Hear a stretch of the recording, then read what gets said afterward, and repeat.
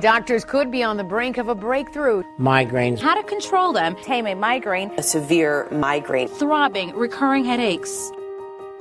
Given all the noise, navigating the migraine experience can be confusing and scary, but you do not have to do it alone. Welcome to the Migraine Guy Podcast, the official podcast of themigraineguy.com and theheadachereview.com. Now, here's your host.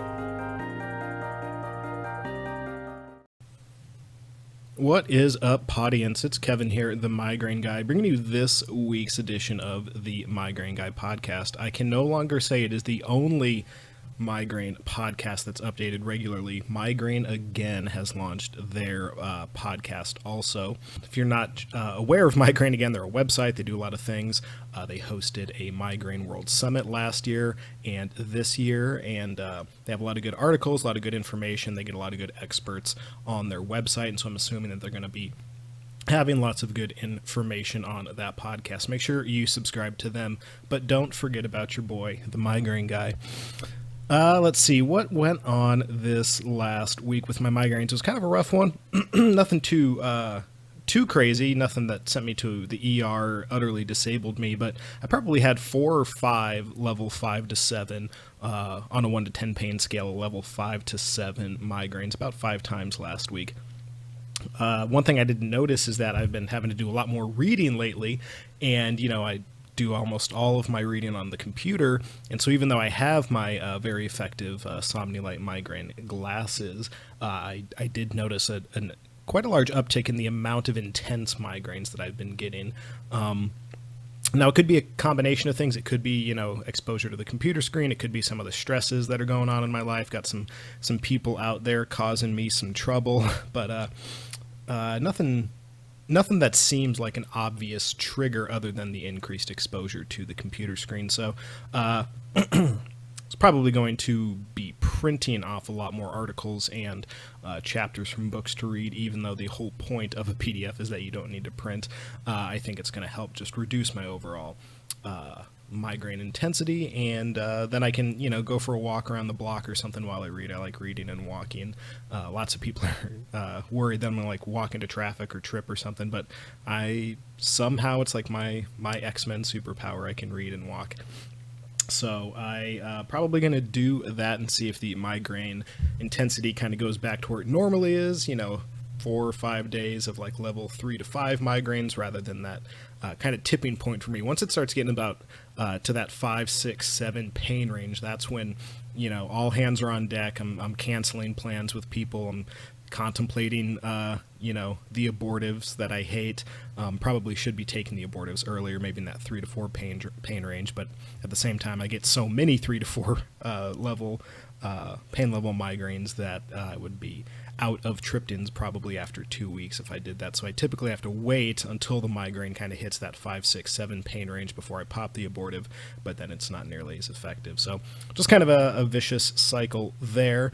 But this last week I ended up just kind of camping out most of my time. Didn't do a ton. Had to go to work. Had to do stuff around the house, of course, but didn't really do much else. And in some ways that's nice. I'm kind of a homebody, but when you have things to do and you can't do them because of stupid head pain, that's kind of a bummer. So hoping this next week kind of shapes up, hoping printing out the articles will kind of nip it in the bud. Also had a phone call with a gentleman, no names, no websites that you can go find him at. I don't right now want to promote what he was trying to promote to me about his patented, and I mean legally patented, he has a patent on what he calls a migraine cure, and reached out to me. We actually had an hour-long phone call, though most of it was him talking to me, explaining his program, his process, his method, and the people he works with, and then kind of tried to hit me with the hook at the end, and said, we can get you on this program. I'd love for you to do some reviews of it and stuff. It'd be about $250. I was like, dang, buddy. You're trying to call and sell me on it, but you're not even going to give me a discount. You're going to hit me with the full price. So, it was fine.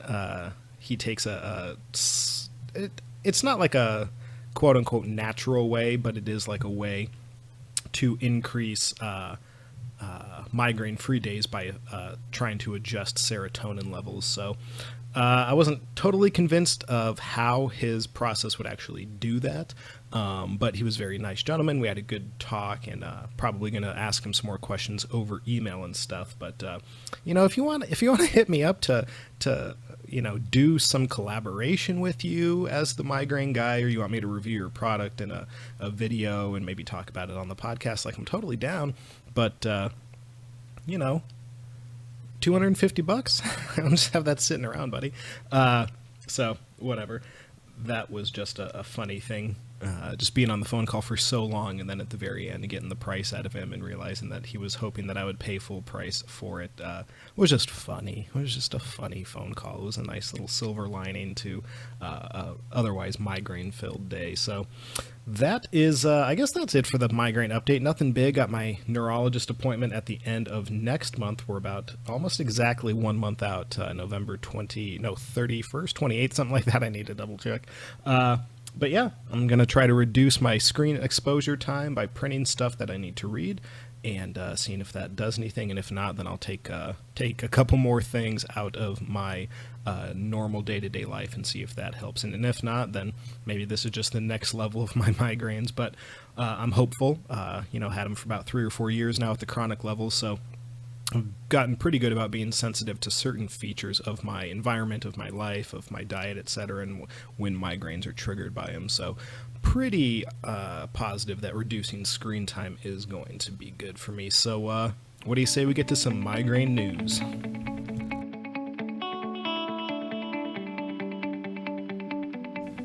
All right, this week's migraine news story might strike you as a bit of a joke, but I promise you it is a real article, and it is entitled, quote, "Are Migraines a Self-Defense Mechanism?" End quote. That's right, your migraines might suck, they might be driving you crazy or causing you extreme pain, but hey, maybe they're protecting you from something also. What could they be protecting you from? Well, a researcher from the University of Maine, his name is Dr. Jonathan Borkum. He's got this theory that migraine attacks could be part of your brain's self-defense mechanism against oxidative stress. Oxidative stress is the kind of thing that takes place when your body is no longer able to effectively counterbalance the impact of reactive molecules containing oxygen, which is why it's called oxidative stress. It has to do with oxygen. Now, if you're somewhat familiar with oxidation or oxygen in general, then you know that oxygen can be considered an oxidant, which is why people try to prevent oxidation in their body by eating or ingesting antioxidants, right? You want to try to keep the electrons that the rest of your body has from being kind of gobbled up or pulled out by the oxygen, which needs, to try and maintain a neutral charge, or at least arrive at a neutral charge. And so when oxygen is in your system, it can pull electrons from surrounding compounds, which then makes those compounds unstable, and the theories go could have some sort of negative biological effect in you. And so that's why people market things like cranberry juice as antioxidants, because they have extra electrons in them that they can give away without being damaged themselves. And so it's a way to neutralize all of the oxidation requirements in your system. At least that's the way the dietary approach goes. That is not exactly what Dr. Borkum is focusing on, not whether or not oxidants and antioxidants can somehow give you overall better health, but his theory is roughly that when your body can no longer, at least when your brain, maybe not your entire body, but just your brain can't balance the oxidative stress, then a migraine might be a way to prevent the oxidative stress from killing your what's the word I'm looking for here? Killing the things in your brain, killing your neural cells. There we go.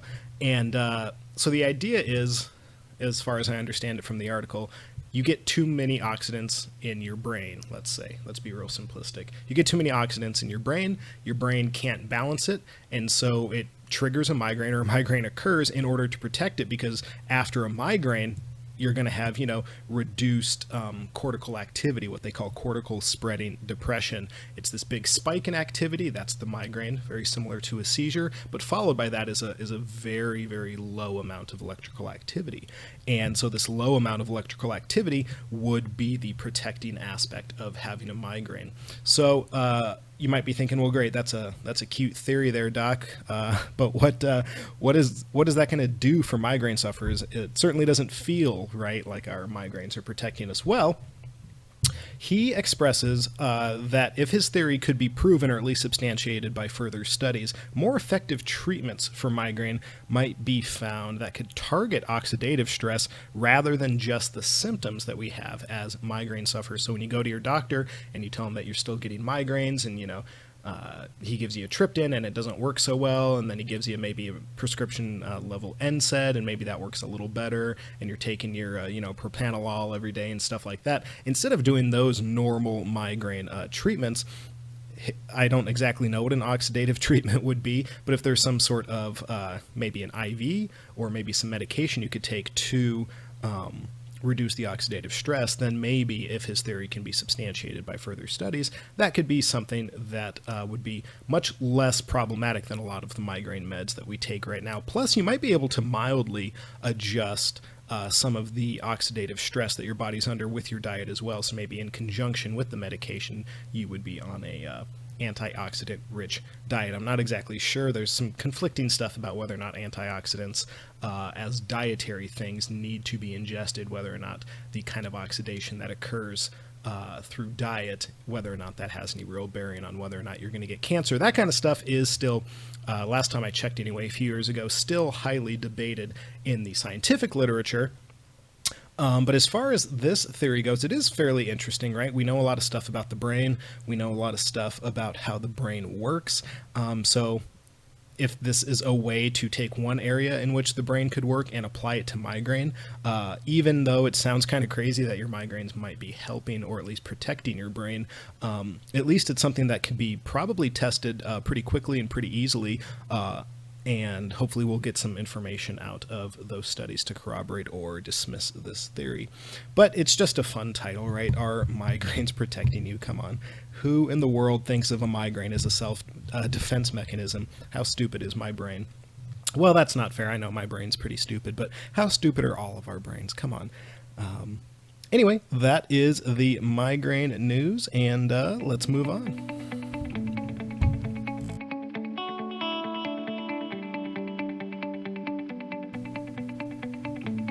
Before we continue with the next segment, I just wanted to say thank you to everybody who has reviewed us on iTunes. We've got 5 reviews so far, and they're all 5-star, and all the comments have been great. If you're listening to this on iTunes, if you would not mind taking a moment and just hopping over to the Migraine Guy podcast and leave a review, preferably a high review. 5 stars are great with some nice comments, but any reviews are helpful. Let me know what needs to change, what you want to hear talked about, and what you like. Reviewing on any sort of platform, but especially iTunes, help podcasts get ranked higher in search results and helps people get them suggested to them in the suggestions area. So if you want people to know about the Migraine Guy podcast, make sure to leave a review. Thanks.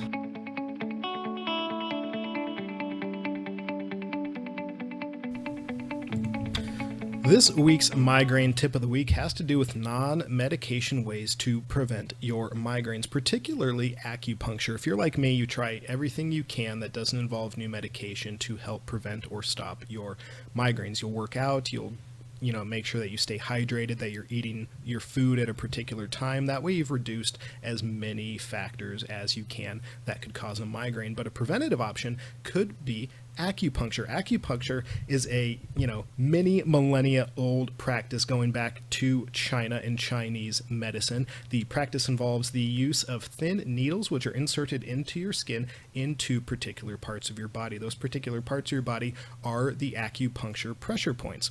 Now, it was believed that we had a chi, a kind of life force in our body, and if it was imbalanced or blocked by something, that we might get sick, have pain, be ill.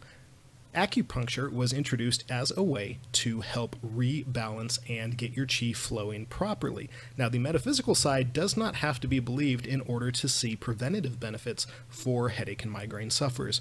For example, last year in 2016, there was a study that looked at, well, I guess it wasn't a study, there was a an analysis of all of the studies that had currently been done on acupuncture and migraine. And what the researchers concluded was that acupuncture is a valid preventative treatment option for migraine patients. The reason is because many of the studies use placebo effect and compare it against a medication, a preventative, typically amitriptyline or propranolol, and found that acupuncture prevented migraines at a similar rate to the medications and was not affected by the placebo effect. And so what that shows is that acupuncture, however it does help prevent migraine, can be a way for you to see relief from your migraines, and that's great. A couple of the downsides to it is that typically I think you need to have gone to between 6 and 8 sessions before you actually start to see the benefits, the preventative benefits of acupuncture. Now,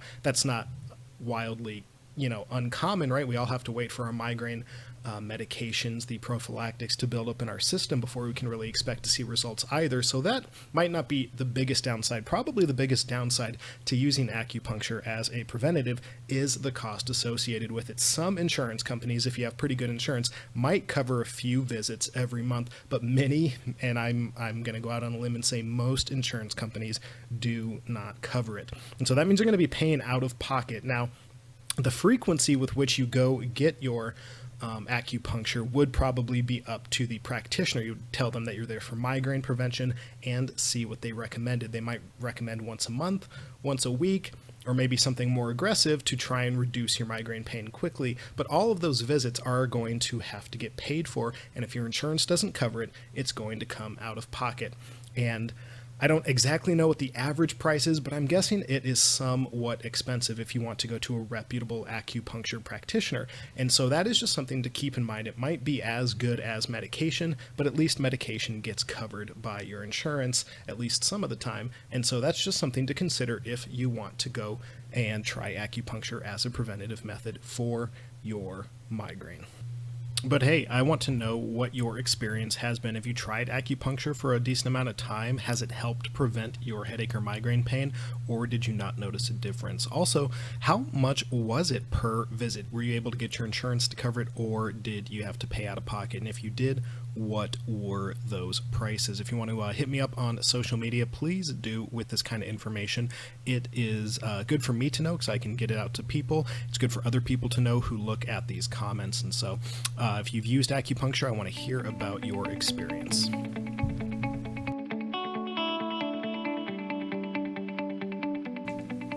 And just like that, we have another Migraine Guy podcast in the books. Like I said, Migraine, again, has started their own podcast. I like those people over there. I like Paula DeMoss a lot. She does a lot of the organizing and coordinating over there. She's great. I think she's the one who actually does the interviews for the podcast. So make sure to go check it out. I'm going to listen to a couple right now. But hey, don't forget about me, the Migraine Guy. This podcast is growing. We're getting almost 2,000 downloads a month, and that is all because of you. So I just want to say thank you to every downloader. Thank you to every subscriber. If you haven't subscribed to the podcast, what are you waiting for? Go ahead and hit that subscribe button. If you're not checking me out on social media, you should check me out there. A lot of the inspiration I get for each week's podcast, I cover in some level of detail on Facebook and Twitter and YouTube. So make sure to go check out all of those sources. And, Instagram, I'm there too. You can check me out there, though I'm not as active as I should be because I don't like taking pictures. But that's okay. What else can I say? Thank you for everything. If you haven't left a review, please go do so. Make sure to like the Migraine Guy Facebook page. You'll get alerted when the new podcasts drop, as well as the upcoming giveaways that I'm going to be doing. We're looking at multi-$100 worth of product to give away. So make sure to go like the Migraine Guy Facebook page because that's where I'll announce it first. And until next week, everybody, just remember, you are not alone. If you want to help keep everything that the Migraine Guy does free, then you can become a patron over at the website patreon.com. That's Patreon.com. Patreon.com. Patreon lets people contribute funds to other people whose work they value. Becoming a patron does things for me, such as allowing me to buy new products so that I can do product review videos so that you know whether or not a given migraine product actually works before you buy it. It also helps me do things like upgrade the microphones and cameras for both the YouTube channel and this podcast. And more importantly, it helps me be accountable to you, my migraine community. You can pledge as low as $1 a month if you want to, and every single dollar does help. Just head over to patreon.com/themigraineguy to become a patron today.